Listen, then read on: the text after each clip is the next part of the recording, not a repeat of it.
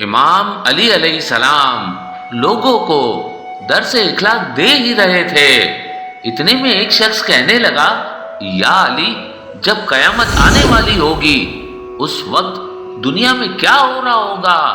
تو امام علی علیہ السلام نے فرمایا، اس وقت دنیا میں شراب کا استعمال زیادہ ہو جائے گا اور شرابی لوگ شراب کے نئے نئے اقسام بنا کے اسے بیچیں گے اور پئیں گے۔ بے حیا عورتیں اور موسیقی جگہ جگہ عام ہو جائے گی۔ لوگ دنیاوی تعلیم حاصل کرنا چاہیں گے اور دین کی تعلیمات سے منہ موڑنے لگیں گے۔ زنا آسان اور نکاح مشکل ہو جائے گا۔ عورتوں کے کپڑے ایسے ہوں گے جس سے ان کا جسم واضح نظر آئے گا، اور مردوں کے انداز ایسے ہوں گے جس میں شجاعت کا کوئی وجود نہیں پایا جائے گا۔ لوگ زکوٰۃ کے حقدار نہیں ہوں گے، پھر بھی زکوٰۃ لے کے زکوٰۃ کے پیسوں کو خواہشات پہ خرچ کریں گے۔ زمانے میں برکت ختم ہو جائے گی۔ سال مہینوں جیسا، مہینے ہفتوں جیسے، ہفتے دن جیسے اور دن گھنٹوں جیسے لگنے لگیں گے۔ دنیا کے مالدار بخیل ہوں گے۔ گناہ کرنا آسان ہوگا اور گناہ کو گناہ نہیں سمجھا جائے گا۔ مذاق مذاق میں لوگوں کے دل دکھائے جائیں گے۔ دین پر عمل کرنا جیسے آنکھ کا شعلہ ہاتھ میں پکڑا ہوا ہو۔ مسلمان زیادہ ہوں گے مگر غلام، کیونکہ وہ دنیا سے محبت کریں گے اور موت سے ڈریں گے۔ قاتل اور مقتول کو معلوم ہی نہیں ہوگا کہ میں کیوں قتل ہو رہا ہوں اور کیا قتل ہو رہا ہے۔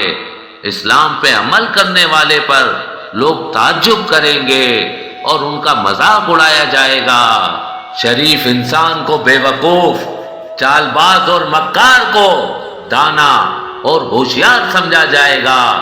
مسلمان مالدار ہوں گے لیکن دیندار نہیں۔ لوگ محبت اور امن کے درس کو فضول سمجھیں گے۔ جھوٹ عام ہو جائے گا، یہاں تک کہ انسان تھوڑے تھوڑے فائدے کے لیے جھوٹ بولنے میں فخر محسوس کریں گے۔ قرآن صرف پڑھا جائے گا لیکن کوئی اسے سمجھنے کی کوشش نہیں کرے گا۔ فتنے زیادہ ہو جائیں گے اور دینی علم کم ہو جائے گا۔ سود عام ہو جائے گا۔ مال سے محبت کی وجہ سے بیوی بھی اپنے شوہر کے ساتھ تجارت میں شریک ہوگی۔ قرآن مجید کو لوگ موسیقی کی طرز میں تلاوت کریں گے۔ مرد کم اور عورتیں زیادہ نظر آنے لگیں گی۔ اے شخص، یہ وہی زمانہ ہوگا جس زمانے سے انبیاء بھی پناہ مانگتے آئے ہیں۔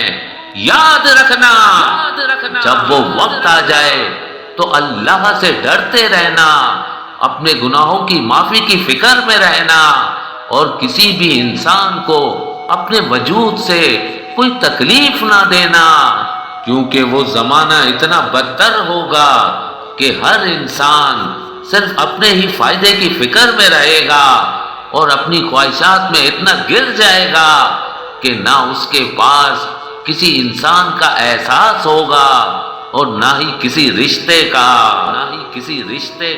تو وہ کہنے لگا، یا علی، قیامت کے دن وہ کون سے سوال ہیں جس پہ جنت اور دوزخ کو تقسیم کیا جائے گا؟ تو امام علی علیہ السلام نے فرمایا، وہ 5 سوال ہیں جس پہ دوزخ اور جنت کو تقسیم کیا جائے گا۔ پہلا سوال کہ اپنی زندگی کن کاموں میں خرچ کی۔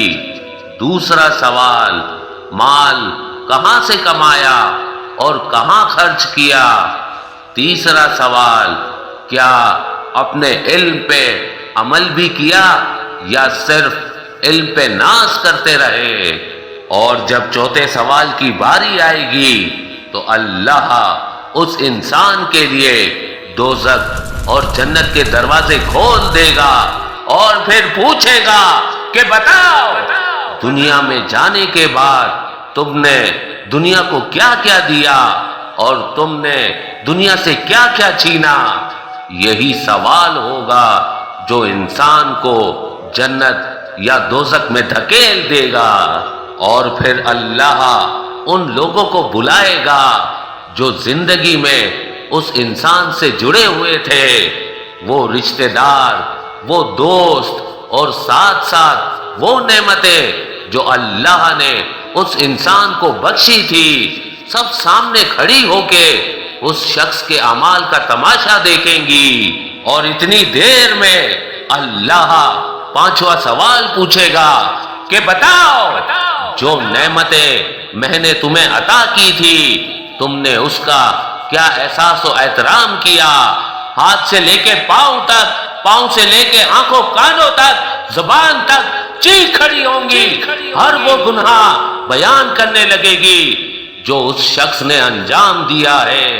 ہر شخص جس کے ساتھ اس انسان نے دغا کی، ظلم کیا، وہ آ کے فریاد کرنے لگے گا، اور یہیں پہ اللہ کا عدل ہوگا اور فرشتے اس انسان کو پکڑ لیں گے اور وہ چیختا رہے گا۔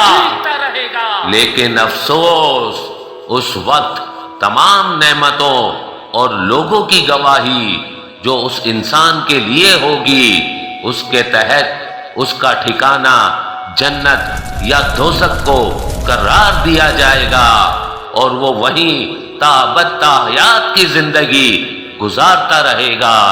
تو وہ کہنے لگا، یا علی، روز محشر سب سے زیادہ خوش نصیب اور عظیم مقام پہ کون سا انسان ہوگا؟ تو امام علی علیہ السلام نے فرمایا، اے شخص، میں نے اللہ کے رسول سے سنا کہ روز محشر اللہ سب سے بڑا مقام اس انسان کو دے گا جس انسان کے وجود میں، زندگی میں یہ تین اوصاف موجود ہوں۔ تو وہ شخص پوچھنے لگا، یا علی، کون سے اوصاف؟ امام علی علیہ السلام نے فرمایا، پہلا، جس انسان میں دوسروں کے لیے اچھائی کرنے کی صفت موجود ہو۔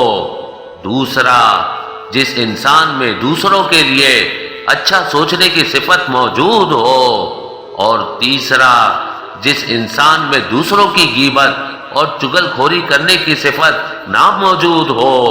یاد رکھنا، یہ تین وہ اوصاف ہیں، اللہ روز محشر جس انسان میں یہ اوصاف ہوں گے اس کو سب سے اعلیٰ رکھے گا اور سب کے نزدیک اس بات کو واضح کر دے گا کہ زمین پہ ہر وہ انسان سب سے محترم تھا جو میری مخلوقات کے لیے اچھا کرتا، اچھا سوچتا اور کسی کی بھی غیبت نہیں کرتا تھا۔ تو وہ شخص پوچھنے لگا، یا علی، آپ کہتے ہیں کہ اللہ کسی پہ ظلم نہیں کرتا، اور آپ فرماتے ہیں کہ قیامت کے دن ہر چیز ختم ہو جائے گی، یہ دنیا ختم ہو جائے گی، تو کیا یہ ظلم نہیں، بس یہ کہنا تھا؟ تو امام علی علیہ السلام نے فرمایا، اے شخص، یہ دنیا اللہ ختم نہیں کرے گا، بلکہ انسان کے اندر کی لالچ انسانوں سے ختم کروائے گی۔ اس نے کہا، یا علی، وہ کیسے؟ تو امام علی علیہ السلام نے فرمایا، اللہ نے اس زمین پہ آدم کو بھیجا بغیر کسی سند کے۔ اس زمین پہ تمام انسانوں کا حق برابر برابر ہے، کوئی زمین کسی کی نہیں، یہ زمین اللہ کی ہے۔ لیکن افسوس، کچھ لوگ اس زمین کے مختلف حصوں پہ قبضہ کریں گے اور زمین کے ٹکڑوں کو اپنی جاگیر سمجھیں گے۔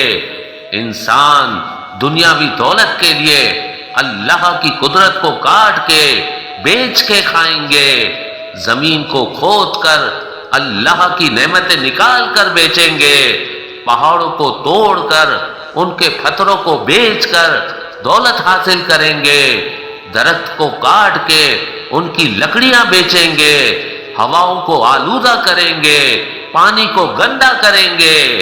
اے شخص، یاد رکھنا، اللہ عدل کرتا ہے اور اللہ نے کسی چیز کو فضول نہیں رکھا۔ زمین کو زیادہ کھودنے سے، ان کی معدنیات نکالنے سے زلزلے بڑھ جائیں گے، ہواؤں کو آلودہ کرنے سے ہزاروں ایسی بیماریاں جنم لیں گی جو انسانوں کے لیے دشوار ہوں گی۔ درخت کو کاٹنے سے انسان اپنی ہی صحت کو کاٹے گا، اور پانی کو آلودہ کرنے سے برسات کم برسے گی، اور یوں انسان پانی کے لیے ترسے گا۔ اور اللہ نے جو زمین کے سینوں پر پہاڑ جمائے ہوئے ہیں، یہ اس لیے ہے تاکہ زمین قائم رہ سکے، لیکن افسوس لوگ ان پہاڑوں کو توڑیں گے اور اسی وجہ سے زمین اپنی جگہ بدل لے گی اور وہ سورج کے قریب چلی جائے گی اور یوں جل کے ختم ہو جائے گی۔ اور پھر اللہ عدل کرے گا، انصاف کرے گا کہ اس خوبصورت زمین کو اس طرح سے تباہ کیوں کیا گیا، انسانوں پہ ظلم کیوں کیا گیا، انسانوں کے حق کو غصب کیوں کیا گیا۔ اے شخص، ظلم تو انسان کرتے ہیں اپنے آپ پہ، اللہ عدل کرے گا، اور اسی عدل کے دن کو قیامت کہتے ہیں، اسی عدل کے دن کو قیامت کہتے ہیں۔